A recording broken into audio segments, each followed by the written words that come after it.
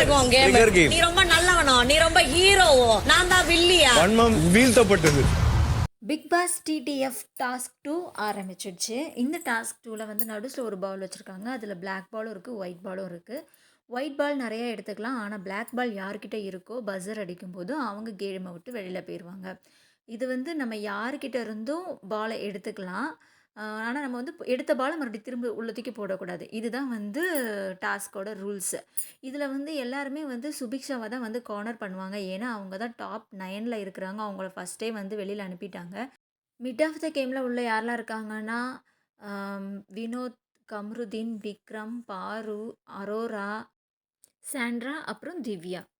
அதுக்கப்புறம் லாஸ்ட் ஃபைனலில் வந்து அதாவது எண்ட் ஆஃப் த கேம் வரைக்கும் உள்ளே வர்றது வந்து கம்ருதீன் அண்ட் பார்வதி, திவ்யா, வினோத் இவங்க 4 பேர் தான் இருக்காங்க. இவங்க 4 பேரில் யார் டிக்கெட் டு வின் பண்ணாங்கன்னு சொல்லிட்டு இன்னும் தெரியல. அந்த அப்டேட் இன்னும் வரல. அது வந்ததுக்கப்புறம் நான் உங்களுக்கு தெரிவிக்கிறேன். நீங்கள் யார் வந்து லாஸ்ட் வரைக்கும் வரணும்னு நினைக்கிறீங்க?